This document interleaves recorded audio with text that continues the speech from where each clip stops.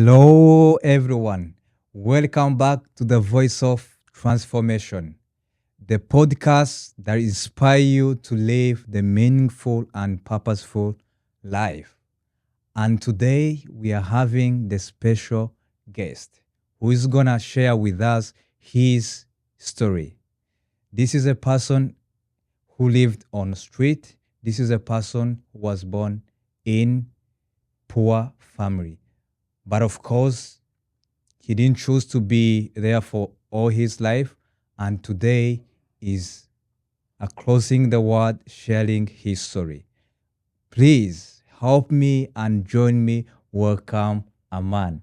Aman, how's it, brother? Oh, I feel like this is the most inspiring introduction that was has been ever made for me. I'm like, You deserve is, it. is that me you're talking about? You deserve it. Oh, thank you so much. My name is Amani. As you Mm. said, I lived on the streets for about 5 years, Wow. and that means sleeping outside, Mm. eating food from the garbage.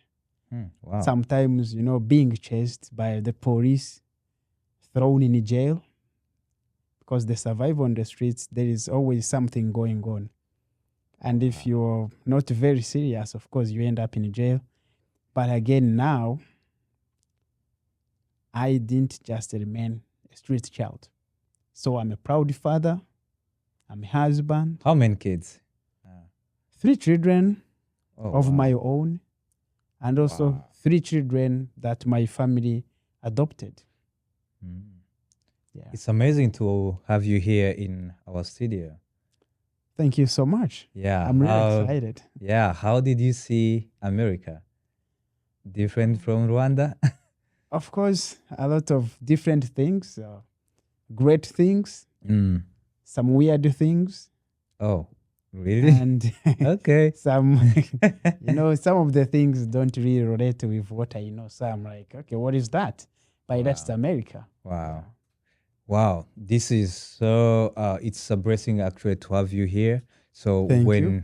when uh you told me that you are coming in Seattle, I was like, oh wow, this gonna be something really good to have you here because I believe you have a sad story, if I can say, but Mhm. the sad story which you turn to be uh, a hope story for you, even not only for you, even for other. So, but before we move any further, I just want you to start by, you know, trying to explain the kind of life you were living in. I know you live on street for very many years, but Mhm. what causes you to live on street? Because I don't think you were in good family, then you just went to live on street kids. Yeah, definitely. I was not born on the streets, Hmm. but I was born just right before genocide and all the tragedies that happened. So that's the genocide against the Tutsi of 1994. Yes. So I was born 3 years back, and Mm. so everyone now knows how old I am. So, which is fine. Yeah. So through the genocide and then all the conflicts that followed afterwards, Mm. so I was separated from my family, and that's how I ended up finding myself on the streets in Kigali. Wow. If I may ask, do you still have parents? I have my dear mom, so Oh, and wow. my siblings. So, if maybe I understand you, so it means the root cause or the main reason for you to go and live on the street, it was Mhm. because of the genocide that happened, which left your family uh, in poor, have like nothing they can help you. Then you decide to go live on street. Definitely, yes. So, how many years have you lived on street? Well, I can say many years, but 5 years Mm. was very specific. Mm. Staying there, spending the day and the night on the streets. How was the life there? How was just try like paint us the picture of the life, from Maybe I there. would say like a given day that there is a day that I really remember very correct. Yeah, please share with us. And I won't even share the whole day, but I will share Yeah. the night. That night, that's the one we want. Okay. Yeah. So the night is pretty much, I remember very well because it was around like 4 p.m. and I was AM? not 4 p.m. Okay. and I was not living on the street alone. You always want to have someone close, like a gang, so that you can be able to survive because there is always like protection. So Yes. you always want to get into trouble, but you want someone else who can just be there to protect you. So with me, I was with two other guys. Yes. So what we would do, we would make sure like around the 4 p.m. we used to have a place to meet from. And then by then I was using drug, especially like I was taking marijuana, which was like the getaway drug when I was on the street. So that around 4 p.m., what we would do was would be to plan how we are going to spend the night. So the big thing would be how do we find food? Yes. So we wanted to make sure we sleep when we have taken food, and that would be the main job around that time. So that time we wanted to share the tasks. Yes. So we used to cook like outside in the bush. Yeah. Some people may know like a Chichuchiro Santre. I know the Kigali, place. Yeah. The place. That's why we used Yeah. to stay back then. And then we would share tasks. So me specifically, I would go to bring some food in the market. Yes. My other friend would make sure that he goes to bring water. Then the other guy would go and find the can to cook from, like the empty can. Some people know like the cans that used to have USA on them, Yes. like USA cooking oil. So we would use that empty thing, but you would make sure there's some oil in it. So we just use that directly. So then for me, when we had that, it was like, okay, that's a special day. I would just go in the market. If we want to get salt, you just touch someone's sack and you grab what you need. For the potatoes in the market, you just go with a hook. We used to have like a little hook, like a metal hook that you just put in the sack. It comes with like 2 potatoes or 3. You just take enough. And I think I think like those people knew like that was a way to survive. Most of the time they would even see you and no one even want to catch you. So it would be okay with that. Yeah. So then after we cooked our meal and then we slept. But at this time we were all at peace. Yes. But in the middle of the night, after taking our marijuana and sleeping, oh man, it rained. And we were all sleeping. And we didn't even hear the rain starting. So around 3 a.m., I was like, what is happening? My clothes were very heavy because of the rain. I can't. And I didn't know like what was going on. I tried to wake up, but I was very deep. So until I finally was like, oh, it is raining. But we had to walk like a kilometer to find where to find a shade. So in that morning, we slept in. Then the problem came in. We slept like on the roadside where people were passing, but we didn't remember that. So when we woke up, it was like around 10 a.m. and everyone was passing. And we were like, how do we go out of this place? It was an abandoned house just on the main road. So anytime we want to jump out, people are passing on the main road. So we're like, okay, now let's stay and wait until people stop passing here. So that was just a simple night, but it lasted around 3 p.m. of the next day. So I feel like that was not a good time.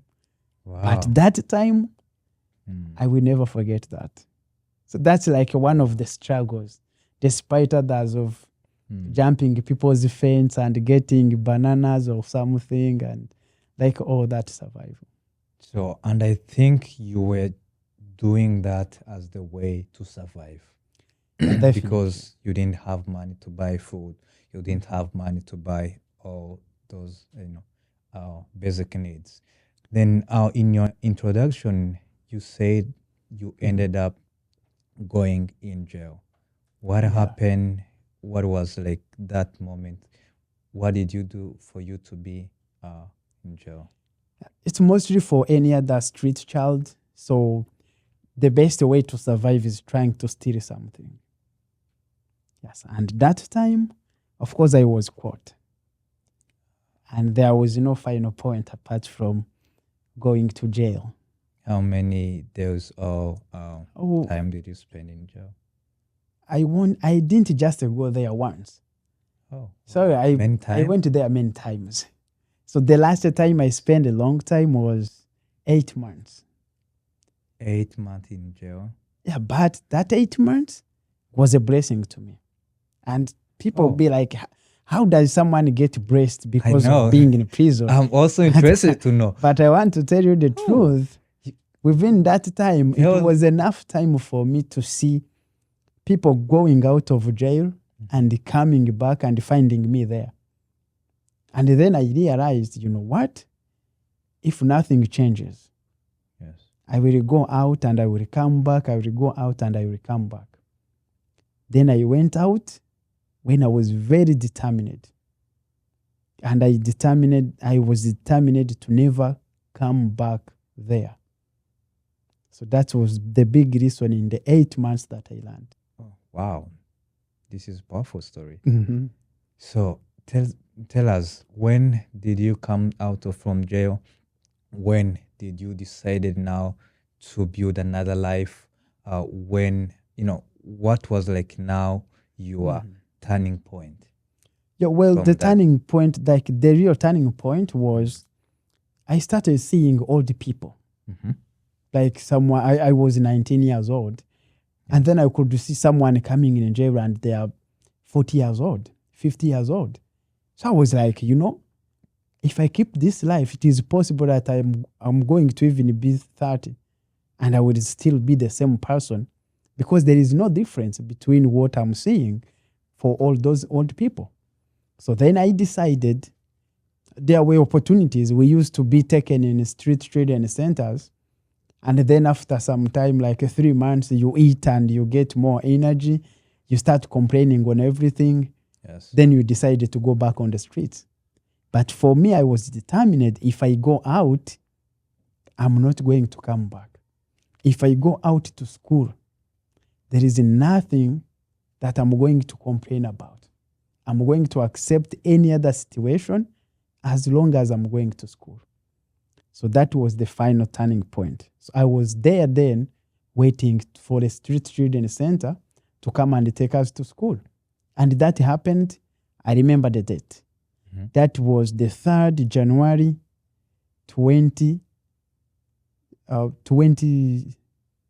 2009. That was the day. Wow. 3rd I just remember that January. very well. 3rd January 2009. 2009. That was Yes. a day for you to say, Mhm. I'm not I going to-" looked back Wow. to that jail gate. I was like, Wow. my last time. Hmm. And it happened. And it was an organization that was supported also under the Ministry of Family. I remember the minister. I even remember the name. Yes. Escorting us all the way to the street children center in Rwamagana. So then that's where now the life begins. Yeah. From, That's a new life. A new life. started. A new person of me. Like a new version is born, and I was sent in school, and at the age of 19 to start secondary school. That's Oh, like wow.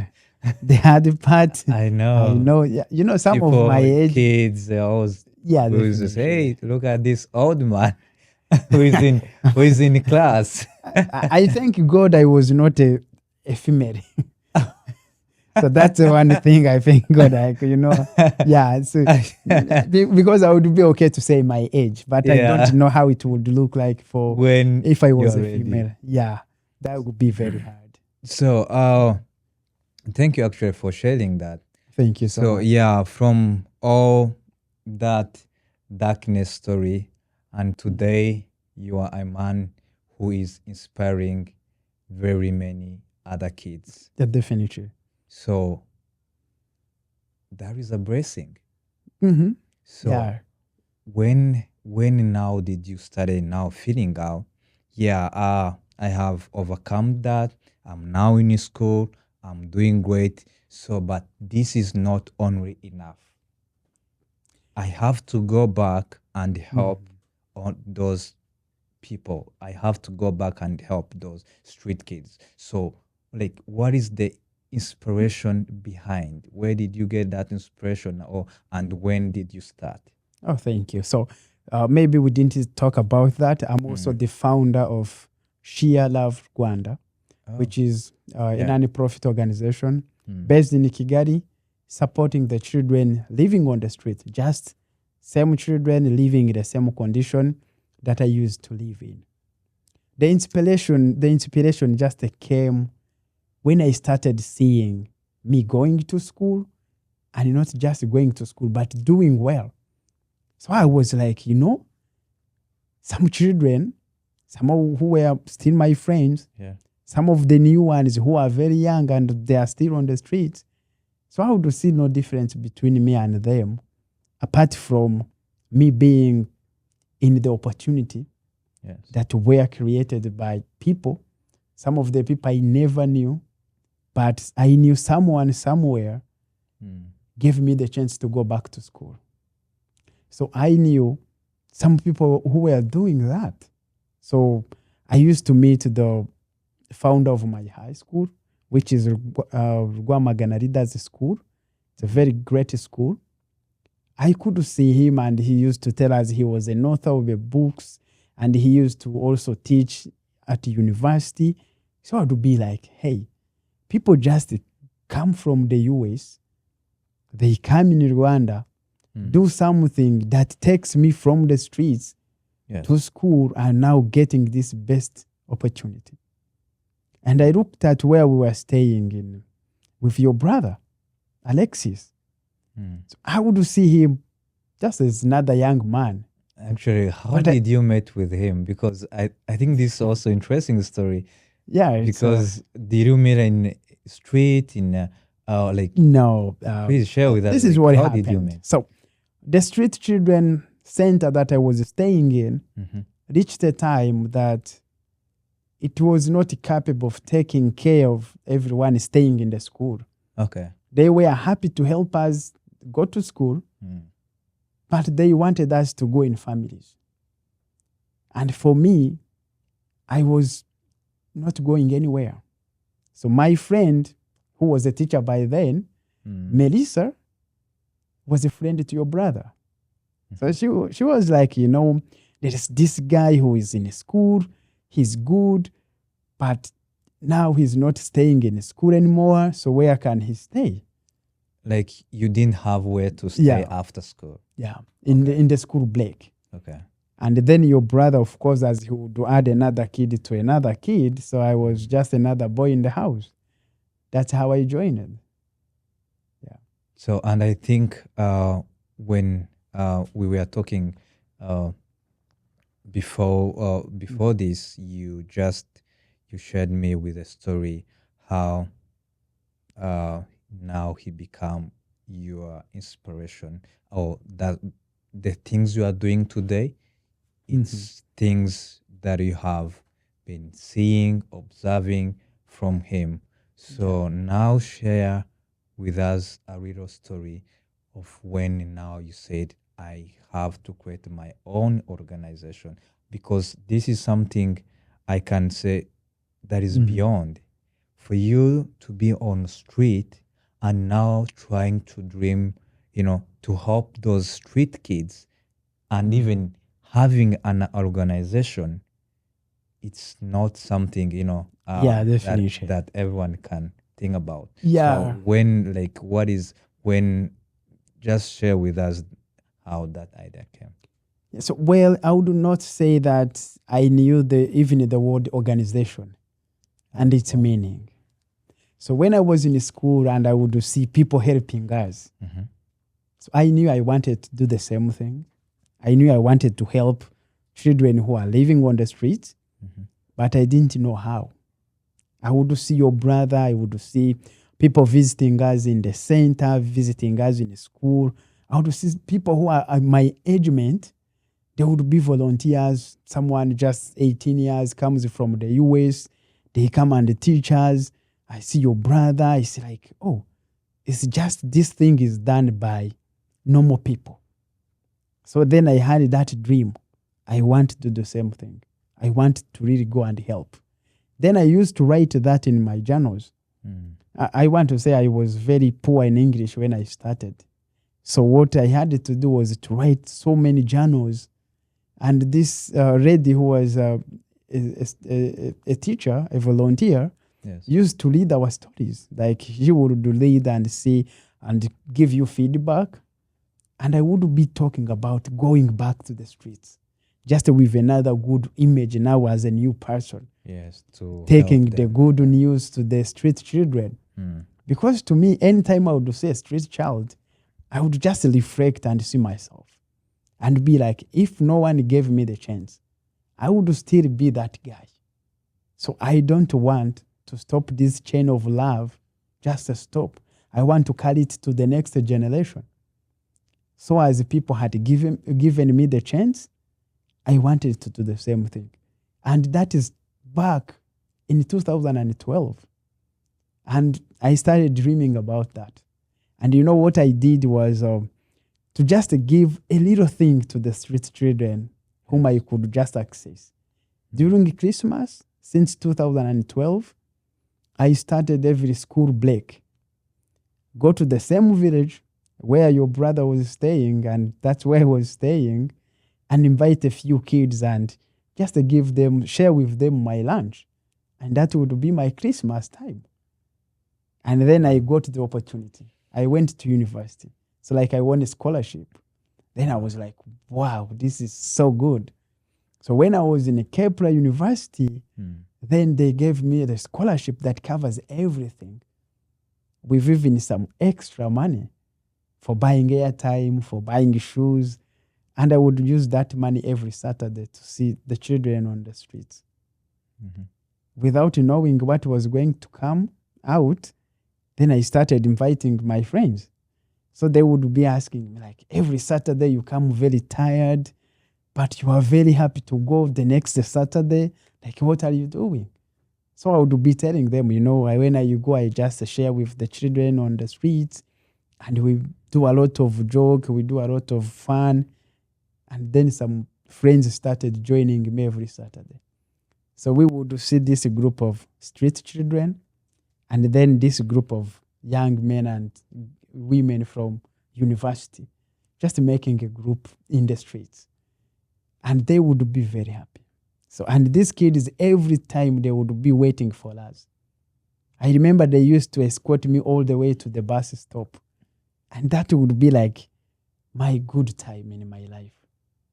So I never knew the organization was to be born until 2017, while sharing the Christmas with in the same place where I used to live when I was still a student, in the same neighborhood where I used to live when I was on the street.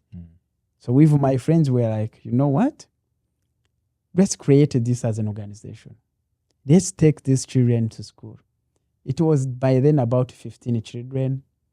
And we didn't know like exactly, when you want to do something, you have a lot of passion and you're ready for that, but you are not ready. Like you want to do it, you think you are ready, but you're not, because you don't know what it takes. Yes. But I had the big thing. Like the big thing in all that is the passion you have. And that's all. Like the passion I had, that's what I used to build this organization. Wow. It's amazing. Thank you. So from that, you started organization from nowhere, no money, but with a passion. Sure. So now, how is organization? How many kids are you helping? What are you helping them? Just okay. Thank you. Yeah. To give you a little context, so we have 52 children in the program under our what we call sponsorship program. So with that, we pay for their school fees, scholastic materials, Wow. transport, school uniforms, everything that is related to going to school, and also their personal care and also health care. So with the insurance and making sure that if an emergency that they need to visit doctors, they have to. So those are under our sponsorship program. And then we have also kindergarten. That's like providing the best early childhood education. And with that, we have 70 children.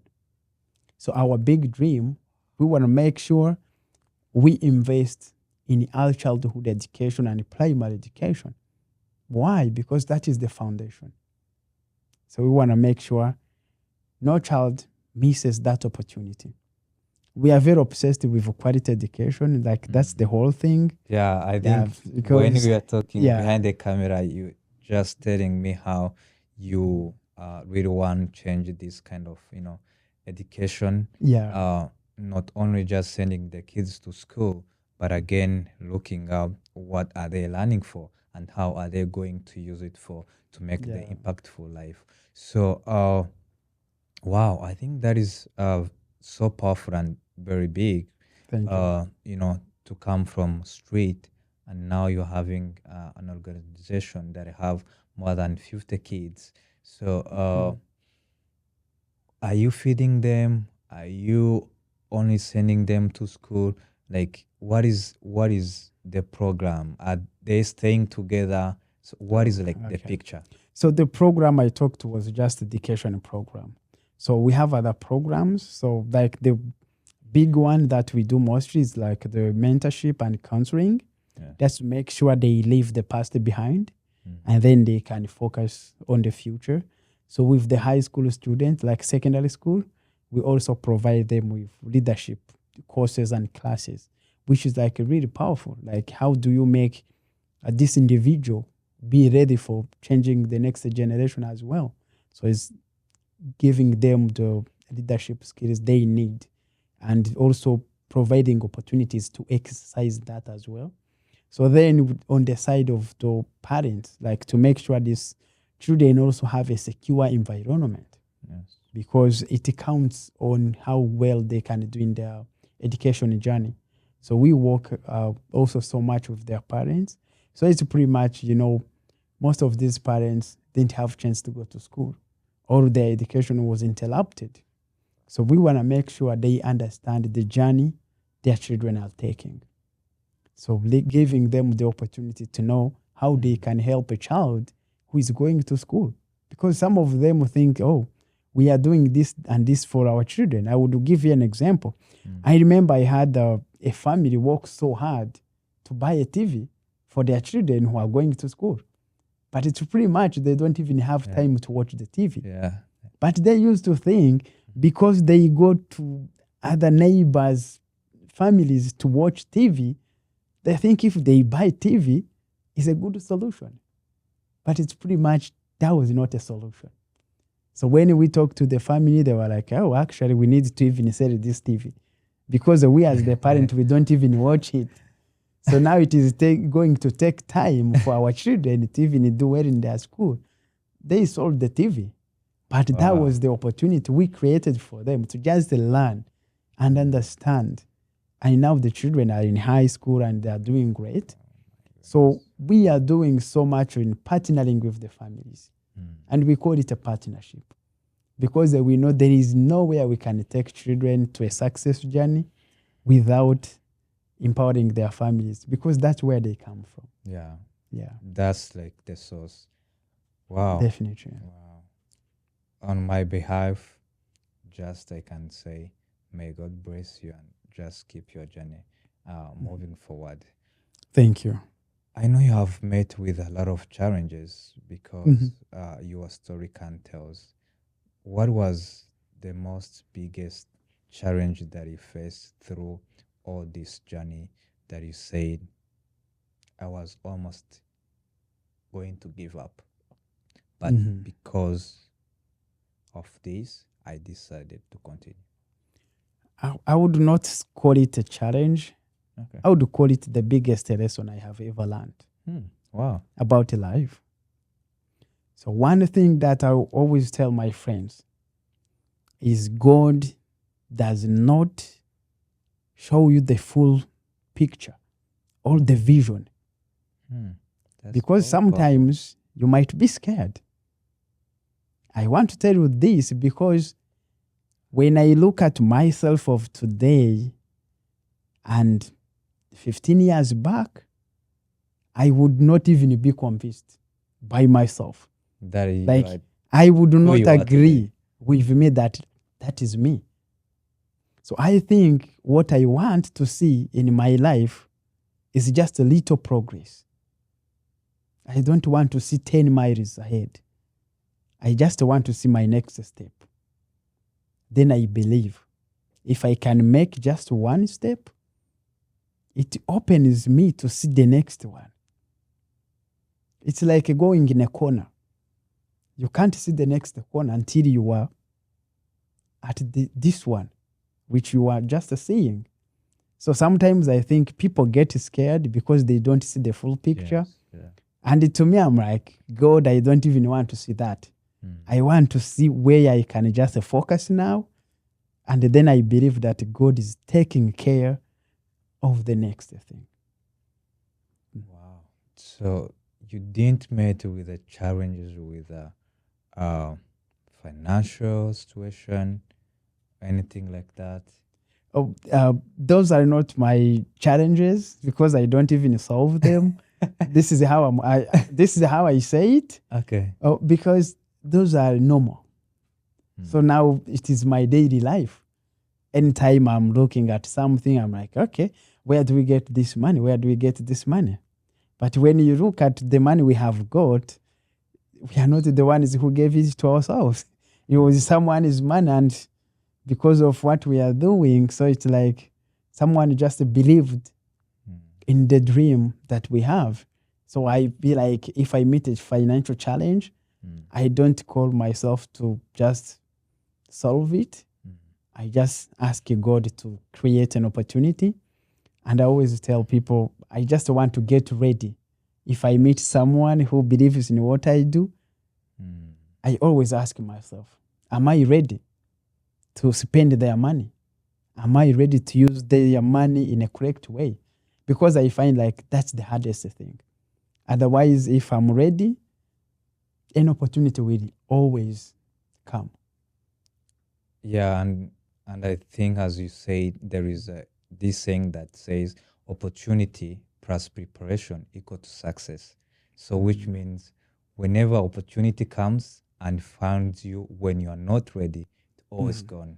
But when it come and found you when you are ready, always just comes Just out. grab it. And the reason why I ask you that question, the challenges of money or financial situation, this is, I can say, it is an excuse people that we always give ourselves. Oh, yes. That if I don't have like I have to wait to have all this money for me to start these things. I have to wait, to see the full picture, as you said, to have the full picture of everything so that I can start. But for you, you didn't look at everything. You said, as long as I have passion, that's all, and I have God, who is provider, everything will be okay. Yeah, definitely. Yeah. Now you have a chance. You are living in good life. You are learning organization that is helping those kids. So I can say now you have, yes, you haven't achieved your dream, but at least you are there.